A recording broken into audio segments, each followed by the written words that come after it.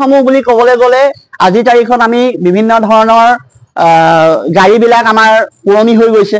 গাড়ীবিলাক আমাৰ নৱীকৰণ কৰিব লাগে, নহ'লে আমাক গাড়ীবিলাক নতুন গাড়ী প্ৰদান কৰিব লাগে। আৰু সেই ক্ষেত্ৰত আমি চৰকাৰৰ লগত আমি হানুনয় বিনয় কৰিছিলোঁ বা আমাৰ প্ৰতিষ্ঠানটোৱেও আমি জনা প্ৰপ'জেল পঠাইছে যে গাড়ীসমূহ আমাৰ বহুত গাড়ী আপোনালোকে দেখিছে কিজানি আপোনালোকৰ চকুৰ সন্মুখতে বহুত গাড়ী বেয়া হৈ আছে বা যেনে তেনে পেচেণ্টটো নিব পৰা কণ্ডিশ্যন নিচিনা হৈ আছে।